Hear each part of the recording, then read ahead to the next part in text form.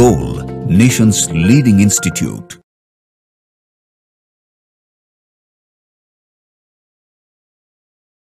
Hello students, we are going to discuss the inorganic question of spot test 2 for the NEET 2025 which was held on 22nd January 2025. We will discuss the inorganic question of this examination. Question number first inorganic का है, that is question number 52. The correct increasing order of boiling points का order पूछा है, ठीक है। Boron family का है, boron, aluminium, gallium, indium और थैलियम। इससे बॉइलिंग पॉइंट का ऑर्डर जनरली डिक्रीज करता है, बॉइलिंग पॉइंट का ऑर्डर डिक्रीज करते चला जाता है। सबसे ज्यादा होता है बोरन का, फिर एल्युमिनियम, फिर गैलियम, फिर इंडियम, फिर थैलियम। बॉइलिंग पॉइंट इसमें गैलियम है नहीं तो सबसे ज्यादा हो जाएगा बोरन, फिर हो जाएगा एल्युमिनियम, फिर इंडियम और सबसे कम थैलियम का हो जाएगा। देख लीजिए ऑर्डर कौन सा है। इंक्रीजिंग ऑर्डर पूछा है तो उल्टा बात करेंगे, सबसे पहले थैलियम लिखेंगे, फिर इंडियम लिखेंगे, फिर एल्युमिनियम लिखेंगे और उसके बाद बोरन लिखेंगे। देखिए कौन सा ऑप्शन मैच कर रहा है, फोर्थ, इसलिए 52 का सही ऑप्शन होगा ऑप्शन नंबर फोर्थ। अगले क्वेश्चन पे चलते हैं हम लोग, moving to the next question.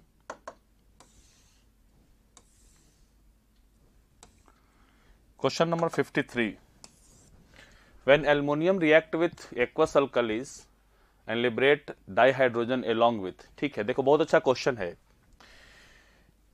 Aluminium का रिएक्शन है बेस के साथ, NaOH के साथ।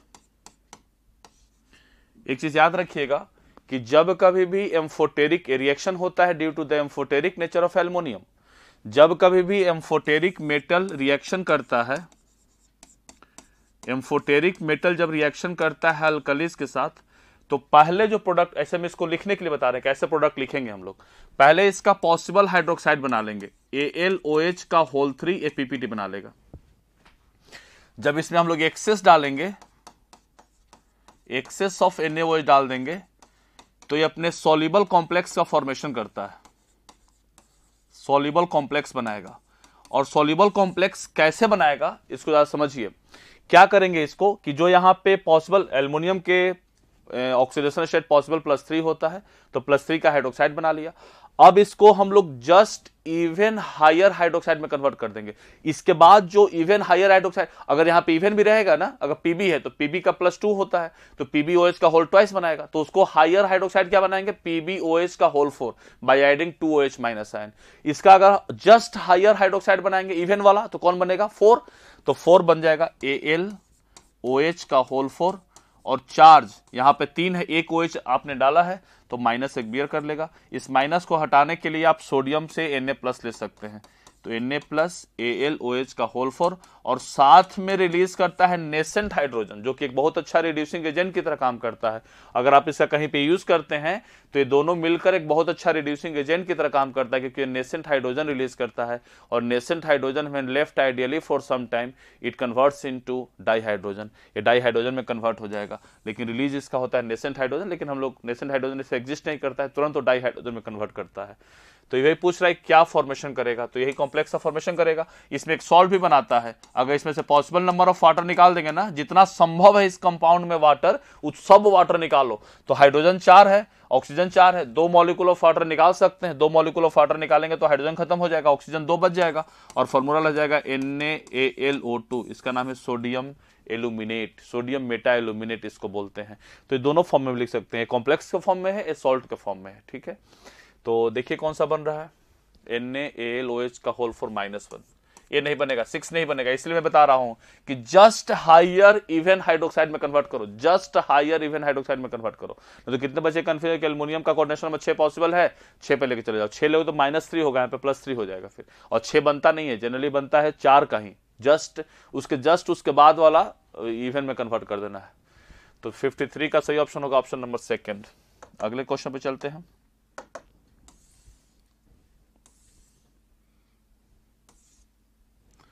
Question number 57, the maximum covalency of boron can not exceed 4। बिल्कुल सही है कि बोरन के पास वैकेंट ऑर्बिटल नहीं है, 1s2 2s2 2p1, 2s2 and 2p1। इसमें तो एक ही कोवलेंट बॉन्ड बना सकता है, लेकिन बोरन 3 कोवलेंट बॉन्ड बनाता है एक्साइटेड स्टेट में। 2s के एक इलेक्ट्रॉन 2p में भेज देता है, फर्स्ट एक्साइटेड स्टेट में बनता है 2p2, ये 2s1 हो गया, ये 2p2 हो गया 3। अब इसके पास मात्र एक ऑर्बिटल खाली है, तो बोरन अगर 3 बॉन्ड बनाया है तो एक और कोऑर्डिनेट बॉन्ड बना सकता है अपना किसी के साथ भी, BH हो, Cl माइनस हो, जो भी अपना है एक ले सकता है। तो 4 से ज्यादा अपना कोवलेंसी एक्सीड नहीं कर सकता है। ये बिल्कुल सही स्टेटमेंट है।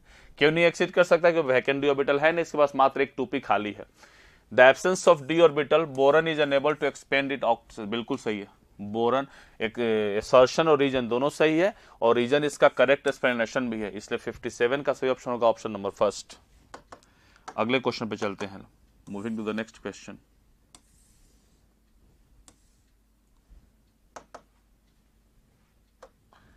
Question number 61, which one of the following oxidation state are the most characteristics for the lead and tin respectively.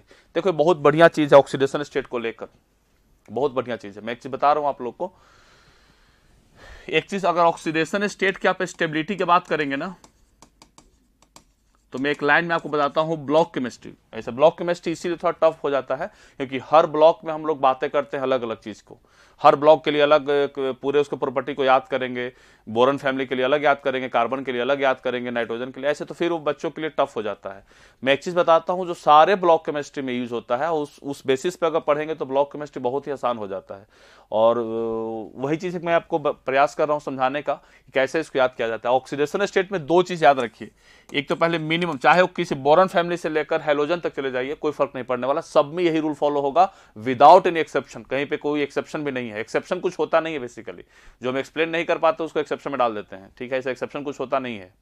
सारा चीज का एक प्रॉपर लॉजिक होता है, उस लॉजिक को समझ के तो ठीक है, नहीं समझे तो एक्सेप्शन उसको पढ़ लेते हैं। एक होता है इसका मिनिमम ऑक्सीडेशन स्टेट और एक होता है मैक्सिमम ऑक्सीडेशन स्टेट। किसी भी ग्रुप का minimum oxidation state valence electron -8 होता है और मैक्सिमम वैलेंस इलेक्ट्रॉन होता है। इन दोनों की स्टेबिलिटी, मैक्सिमम और मिनिमम दोनों की स्टेबिलिटी डाउन द ग्रुप घटती है, stability decreases down the group, दोनों की स्टेबिलिटी घटती है। इस मिनिमम सबका निगेटिव हो, बोरन से लेकर हैलोजन तक का मिनिमम निगेटिव होगा। डाउन द ग्रुप जाते हैं, मेटालिक कैरेक्टर बढ़ता है, मेटालिक कैरेक्टर बढ़ने की वजह से इसका स्टेबिलिटी घटता है, क्योंकि मेटल को नेगेटिव ऑक्सीडेशन से पसंद नहीं आता है। Metal want to lose the electron, क्योंकि मेटल का डेफिनेशन है I want to lose the electron, तो इसलिए मेटल को नेगेटिव ऑक्सीडेशन से पसंद नहीं आता, वो चाहता है कि हम पॉजिटिव ऑक्सीडेशन में कन्वर्ट हो, इसीलिए इसका स्टेबिलिटी घटता है। और मैक्सिमम का स्टेबिलिटी घटने का कारण होता है इनर्ट पेयर इफेक्ट, मैक्सिमम का स्टेबिलिटी घटने का कारण होता है इनर्ट पेयर इफेक्ट। लेकिन याद रखिएगा, इनर्ट पेयर इफेक्ट सारे बच्चों को पता है, NH2 इलेक्ट्रॉन बिकम इनर्ट, लेकिन इनर्ट पेयर इफेक्ट काम तो करता है, जैसे boron, aluminium, gallium, indium, thallium, काम तो करता है गैलियम से ही, मतलब गैलियम से ही देखा जा सकता है क्या, जहां पे डी कॉन्ट्रैक्शन आ गया ना, 3d10 फुलफिल्ड हो गया, वहां से NH2 पास में आना शुरू हो जाता है न्यूक्लियस के।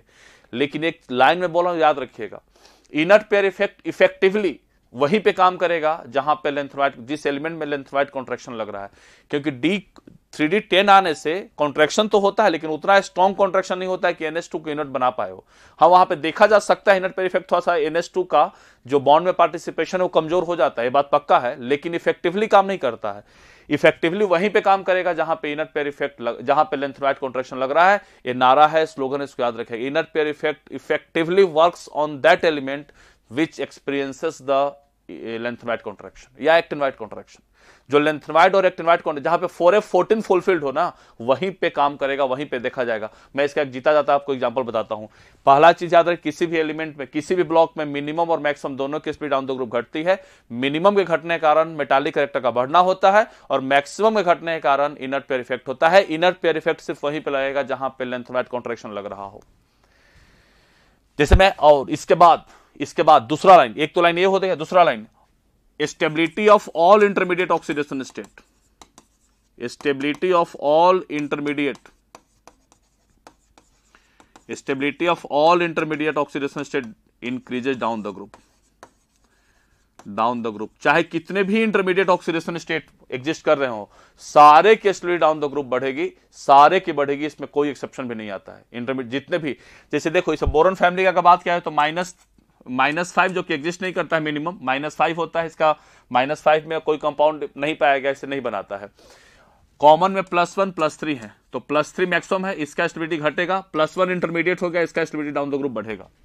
मैं इससे बात करता हूं boron +1, boron +3, aluminium +3, gallium +3, indium +3, thallium +3, ये +1 +1 +1 +1, इसके स्टेबिलिटी डाउन द ग्रुप बढ़ेगी, इसके स्टेबिलिटी डाउन द ग्रुप घटेगी। तीसरा line, higher oxidation state are more stable than lower one. कहां पे? जहां पे इनर्ट पेयर इफेक्ट नहीं लग रहा है, जहां पे इनर्ट पेयर इफेक्ट लग जाएगा वहां पे 2 से उसका ऑक्सीडेशन स्टेट घट जाएगा स्टेबिलिटी के मामले में, नहीं तो higher oxidation state are always more stable than lower one. Boron +1 boron +3 में बोरन +3 ज्यादा स्टेबल, एल्युमिनियम +3, गैलियम +3, इंडियम +3, लेकिन थैलियम में लेंथवाइड कॉन्ट्रैक्शन है, देखो इसमें 4F14 फुलफिल्ड आएगा, इसे थैलियम में इनर्ट पेयर इफेक्ट इफेक्टिवली काम करेगा, ऑक्सीडेशन स्टेट +2 से घटा देगा। वही हाल कार्बन में भी है सर, देखो कार्बन का 2 common oxidation +2 and +4, carbon, silicon +2 +4, germanium +2 +4, tin +2 +4, lead +2 +4, +2 intermediate oxidation है, मिनिमम इसका -4 आएगा, मैक्सिमम +4। कार्बन फैमिली का मिनिमम -4, मैक्सिमम +4, अब बीच वाला +2 में आएगा, तो +2 के स्टेबिलिटी डाउन द ग्रुप घटेगी, बढ़ेगी, और +4 के स्टेबिलिटी डाउन द ग्रुप घटेगी। Higher oxidation state more stable than lower oxidation state, कब तक? जब तक इनर्ट पेयर इफेक्ट नहीं लग रहा हो। इनर्ट पेयर इफेक्ट वहीं लगता है जहां पे लेंथवाइड कॉन्ट्रैक्शन लग रहा हो, लेड में 4F14 फुलफिल्ड होता है, जहां पे लेंथवाइड कॉन्ट्रैक्शन लगेगा, इसलिए Pb+2 more stable, Pb+4 less stable, लेकिन Sn+2 Sn+4 में Sn+4 more stable, Sn+2 less stable, इसलिए Sn+2 Sn+4 में जाएगा। Sn+2 के जितने भी कंपाउंड होते हैं they all act as a reducing agent. Pb+2 के जितने भी कंपाउंड होते हैं वो कुछ नहीं काम कर सकते, Pb+2 उसका स्टेबल है। Pb+4 के जितने भी कंपाउंड होते हैं वो सबके सब ऑक्सीडाइजिंग एजेंट की तरह काम करते हैं, क्योंकि Pb+4 Pb+2 में रेडली कन्वर्ट होना चाहता है, खुद रिडक्शन करेगा, एक्ट एज ऑक्सीडाइजिंग एजेंट, और Pb+4 एक बहुत अच्छा ऑक्सीडाइजिंग एजेंट है, बहुत स्ट्रॉन्ग ऑक्सीडाइजिंग एजेंट की तरह काम करता है। तो इसीलिए लेड का जो कैरेक्टरिस्टिक्स, मोस्ट कैरेक्टरिस्टिक्स जो ऑक्सीडेशन स्टेट है वो लेड का कौन सा होगा? +2, क्योंकि इसमें इनर्ट पेयर इफेक्ट इफेक्टिवली काम करता है ड्यू टू लेंथवाइड कॉन्ट्रैक्शन, और टिन का जो काम करेगा दैट इज +4, क्योंकि टिन में हायर ऑक्सीडेशन मोर स्टेबल होगा, +2 एंड +4। तो इसलिए 61 का सही ऑप्शन होगा ऑप्शन नंबर 3। लेड का मोस्ट स्टेबल ऑक्सीडेशन से +2 होता है और टिन का मोस्ट स्टेबल +4 होता है। चलिए moving to the next question.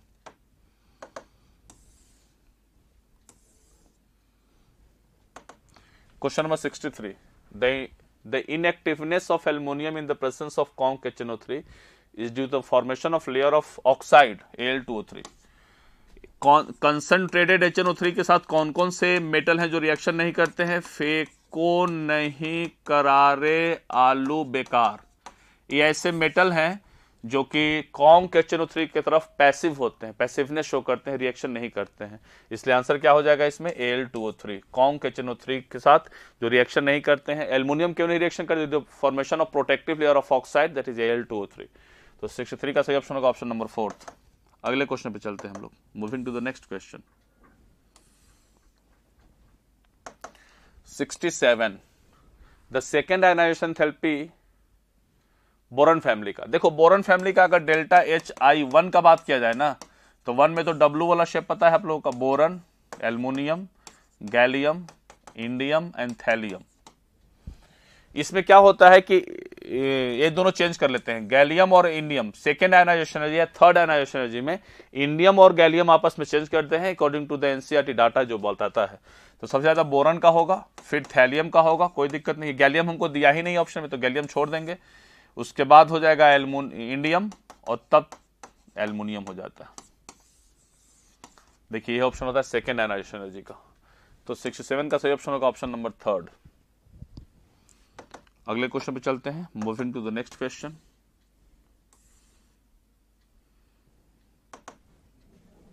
70, in which of the following process entropy increases? In which of the following processes entropy increases? ये फिजिकल का क्वेश्चन है, ये क्वेश्चन आप लोग का फिजिकल केमिस्ट्री का है, फिजिकल आंसर आपको डिस्कस करेंगे क्वेश्चन नंबर 70 को। Moving to the next question.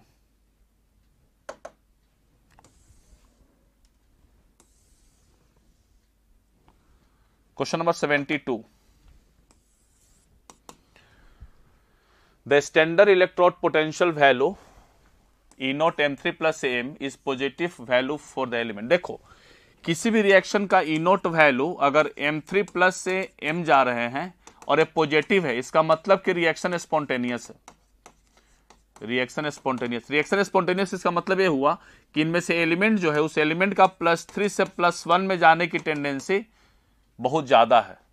मतलब +3 +1 नहीं, प्लस न्यूट्रल में जा रहा है, इसका मतलब उस एलिमेंट का +3 लीस्ट स्टेबल है, तभी वो मूव कर रहा है, ई नॉट वैल्यू पॉजिटिव बना रहा है। ई नॉट वैल्यू इसका पॉजिटिव है, इसका मतलब रिएक्शन स्पॉन्टेनियस है, और स्पॉन्टेनियस तभी होगा जब प्रोडक्ट उसका स्टेबल है, रिएक्टेंट उसका लेस स्टेबल, तभी जाकर रिएक्शन फॉरवर्ड एक्शन मूव करता है।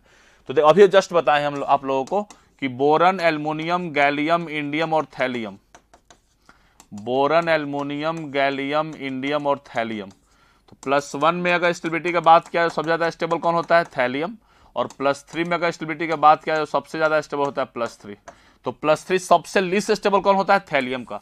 इसलिए थैलियम का ये चांस है कि थैलियम +3 से थैलियम प्लस या थैलियम +1 में जाने की टेंडेंसी इसकी मैक्सिमम है। मेरे कहने का मतलब यह है कि थैलियम +3 को रिड्यूस होने की टेंडेंसी सबसे ज्यादा है, रिडक्शन पोटेंशियल थैलियम +3 का सबसे ज्यादा होगा पॉजिटिव वैल्यू में, क्योंकि लीस्ट स्टेबल है, ये तुरंत अपना ऑक्सीडेशन से चेंज करना चाहता है।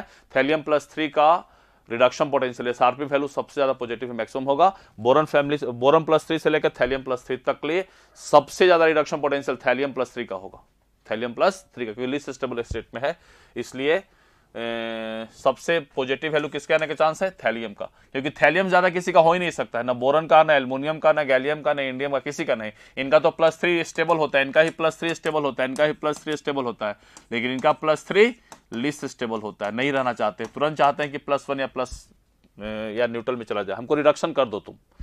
तो इसलिए 72 का सही ऑप्शन होगा option number 3, that is thallium. चलिए moving to the next question, question number 78, the total number of basic oxide among given species are. चलो इसमें से ऑक्साइड का नेचर पता करना है पीटी में। आप लोग का डाउट होगा तो उसमें मैं पूरे पीरियोडिक टेबल में जो सबसे लास्ट लेक्चर होगा उसमें सारे ऑक्साइड और हाइड्राइड का एसिडिक और basic nature group wise period wise में बता चुका हूं, सारे एक एलिमेंट का, कौन एसिडिक है, कौन बेसिक है, कौन एम्फोटेरिक है, एम्फोटेरिक में डोमिनेटिंग कौन होगा, एसिडिक डोमिनेटिंग होगा कि बेसिक डोमिनेटिंग होगा, न्यूट्रल कौन कौन, सारा मैं बता चुका हूं। अगर वो चाहते हैं तो आप देख सकते हैं। हम यहाँ पे क्वेश्चन डिस्कस करते हैं, सुनिए। CO एक न्यूट्रल ऑक्साइड है, B2O3 एक एसिडिक है, पानी में डालोगे तो H3BO3 बनता है, इसलिए एसिडिक ऑक्साइड है। SiO2 ये भी एसिडिक है, इसको भी पानी में डालोगे तो सिलिसिक एसिड बनेगा। H4SiO4 ये भी एसिडिक है। CO2 ये भी एसिडिक है, पानी में डालोगे तो H2CO3 बनेगा, ये भी एसिडिक ऑक्साइड है। Al2O3 एम्फोटेरिक है, एल्युमिनियम के एम्फोटेरिक और एसिडिक बेस दोनों है। PbO2 लेड के सारे ऑक्साइड एम्फोटेरिक होते हैं, लेड और टिन के, ये भी एम्फोटेरिक है। Tl2O3 थैलियम के ऑक्साइड, ये मेटल है, मेटल का +3 ऑक्सीडेशन स्टेट बेसिक होता है, इसलिए बेसिक ऑक्साइड है। तो कंप्लीट बेसिक पूछा है हमको, एसिडिक नहीं पूछा है। बेसिक ऑक्साइड सिर्फ कितना है? एक थैलियम ऑक्साइड, बाकी सब या तो न्यूट्रल है, एसिडिक है या फिर एम्फोटेरिक है। कंप्लीट बेसिक सिर्फ थैलियम ऑक्साइड है, इसलिए नंबर पूछा है, नंबर कितना हो जाएगा? 1। 78 का सही ऑप्शन होगा ऑप्शन नंबर 3। अगले क्वेश्चन पे चलते हैं, moving to the next question 82, match the column 1 with column 2। ठीक है, diamond, all carbon atom are equal and sp2 hybridised. ये तो फ्लोरीन का होता है ना, फ्लोरीन में सारे कार्बन sp2 हाइब्रिडाइज होते हैं, एरोमेटिक होते हैं और इक्वल नेचर के होते हैं, तो ये फ्लोरीन का होगा first. Carbon atom in is sp3, ये डायमंड का ही है। All carbon are sp3 hybridised, tetrahedrally जुड़े होते हैं कार्बन का। हर कार्बन बॉन्ड लेंथ बिल्कुल, जो सिंगल कार्बन का बॉन्ड लेंथ होता है 154 पिकोमीटर वो होता है, तो इसलिए बिल्कुल सही सेकंड हो जाएगा। Used as a reducing agent, coke carbon, ये मेट्रोलॉजी में पढ़ना था। मेट्रोलॉजी में कोक कार्बन का हम लोग यूज करते थे रिड्यूसिंग एजेंट में, मेटल ऑक्साइड को रिड्यूस करवाने के लिए, एलिंघम डायग्राम। तो कोक एक बहुत अच्छा रिड्यूसिंग एजेंट की तरह काम आता है। Third, used as a dry lubricant, lubricant की तरह यूज किया जाता है। फोर्थ, ग्रेफाइट का यूज होता है लुब्रिकेंट, सॉफ्ट होता है इसलिए लुब्रिकेंट की तरह यूज किया जाता है। देख लीजिए, ए का सेकंड, बी का फोर्थ, सी का फर्स्ट, डी का third. Fourth option is the correct one. तो 82 का सही ऑप्शन होगा ऑप्शन नंबर फोर्थ। अगले क्वेश्चन पे चलते हैं हम लोग। Moving to the next question 85। Assertion बोल रहा है, असर्शन जगह क्वेश्चन है यह, carbon can form multiple bond with itself and other second period elements. Carbon के अलावा बाकी सेकेंड सेकेंड पीरियड के जितने भी एलिमेंट होते हैं वो पाई बॉन्ड बना सकते हैं। Carbon carbon carbon triple bond सब बन सकते हैं, but silicon does not. Third period के एलिमेंट अपने ही साथ पाई बॉन्ड नहीं बना पाते, क्योंकि 3p पाई बनना संभव नहीं होता है। 3p पाई का बॉन्ड डिसोसिएशन एनर्जी बहुत ही कम होता है, ये रूम टेम्परेचर पे ही टूट डिसोसिएट कर जाते हैं, इसलिए एग्जिस्ट नहीं करते। और यही कारण है कि N2 एग्जिस्ट करता है, P2 एग्जिस्ट नहीं करता है, O2 एग्जिस्ट करता है, H2 एग्जिस्ट नहीं करता है। H2 एग्जिस्ट करता है एट हाई टेम्परेचर 1000 केल्विन से ऊपर पे वेपर फॉर्म में एग्जिस्ट कर सकता है H2, लेकिन नॉर्मली 3p पाई नहीं बनता है। तो बिल्कुल सही स्टेटमेंट है यह। The large size and the less electronegativity of silicon has a poor ability to form p-pi multiple bonds, while the carbon has a strong tendency to form। बिल्कुल सही है, लार्ज साइज होने की वजह से जो पाई बॉन्ड बनते हैं उनका बॉन्ड डिसोसिएशन एनर्जी कम हो जाता है, इसलिए वो नहीं बना पाते हैं। 3p पाई स्टेबल नहीं हो पाता है। दोनों सही है, असर्शन भी सही है और रीजन भी सही है, और रीजन इसको करेक्टली एक्सप्लेन भी कर रहा है, इसलिए 85 का सही ऑप्शन होगा ऑप्शन नंबर फर्स्ट। अगले क्वेश्चन पे चलते हैं 86, question number 86। 4 species are listed below, bicarbonate, hydronium ion, bisulphate and fluoro acetic sulphuric acid है वो, ठीक है। इसे पूछ रहा है क्या, which one of the following is the correct sequence of their basic strength. अच्छा, बेसिक स्ट्रेंथ पूछा है, सुनो बहुत अच्छा क्वेश्चन है, कोई दिक्कत नहीं है। बाइकार्बोनेट है, हाइड्रोनियम आयन है, HSO4 माइनस है एंड HSO3F है। सुनो, ये दोनों तो एम्फीप्रोटिक स्पीसीज है, एम्फीप्रोटिक है, और ये H2O का H2O में H+ ले लिया, H+ लेने के बाद वो बन चुका है हाइड्रोनियम आयन। इसका मतलब कि अब ये H+ देगा, H+ ले नहीं सकता, इसलिए कंप्लीट एसिडिक है, और ये भी कंप्लीट एसिड है। इसमें तो और फ्लोरीन लग के इसके एसिडिक स्ट्रेंथ को बढ़ा दिया है, OH है और F है, इसमें से H+ निकालेंगे माइनस चार्ज, ये रेजो स्टेबल भी है, और साथ में फ्लोरीन का माइनस आई भी इसको सपोर्ट कर रहा है, माइनस आई से एसिडिक स्ट्रेंथ बढ़ जाता है। तो सबसे अच्छा एसिडिक का बात किया जाए तो ए होगा फोर्थ, सबसे ज्यादा एसिडिक फोर्थ होगा, एसिडिक स्ट्रेंथ फोर्थ होगा, उसके बाद ए होगा, क्योंकि ये दोनों तो बेसिक नेचर, इसमें एम्फीप्रोटिक मतलब उसमें बेसिक नेचर भी है, एक कंप्लीट एसिड है, तो सेकेंड हो जाएगा। अब इस दोनों में देखो, इस दोनों में आपको पता चल रहा होगा HSO4 माइनस और बाइकार्बोनेट में ज्यादा अच्छा एसिड कौन है, HSO4 ज्यादा एसिडिक होगा, बाइकार्बोनेट एक पुअर एसिड होगा, थर्ड, और उसके बाद फर्स्ट। क्या पूछा हमसे, पूछा है बेसिक एसिड, उल्टा कर देंगे तो सबसे क्या कौन सा ऑर्डर पूछा है, सीक्वेंस, सबसे बेसिक स्ट्रेंथ ना, सबसे अच्छा फर्स्ट बेसिक होगा, उसके बाद थर्ड होगा, उसके बाद सेकेंड होगा, और सबसे पुअर फोर्थ होगा। देख लो कौन सा ऑप्शन है, बेसिक इसका उल्टा कर देंगे, fourth, second, third and first, second ही लग रहा है option, second option is correct one. सबसे वीक बेस फोर्थ वाला है, क्योंकि fourth is the strong acid due to fluorine, और कंजुगेट बेस इसका मोर स्टेबल है, फ्लोरीन का माइनस है इसको सपोर्ट कर रहा है। उसके बाद सेकेंड, क्योंकि ये तो और ये एसिड है, कंप्लीट एसिड, ये भी कंप्लीट एसिड है, लेकिन इससे वीक एसिड है, इसलिए एसिड थोड़ा बेसिक एसिड बढ़ जाएगा। ये दोनों के बात किया जाए तो ये दोनों में स्ट्रॉन्ग एसिड होगा, ये थोड़ा वीक एसिड, इसका के वैल्यू ज्यादा होगा, इसका के वैल्यू कम हो जाएगा, तो इसलिए ए स्ट्रॉन्ग एसिड होगा तो बेसिक एसिड कमेगा, इसका बेसिक एसिड थोड़ा ज्यादा होगा, ठीक है ना, इसका बेसिक एसिड थोड़ा ज्यादा होगा, तो बेसिक एसिड फर्स्ट का ज्यादा होगा, थर्ड का कम हो जाएगा, थर्ड फर्स्ट। तो 86 का सही ऑप्शन होगा ऑप्शन नंबर सेकंड। अगले क्वेश्चन पे चलते हैं, moving to the next question.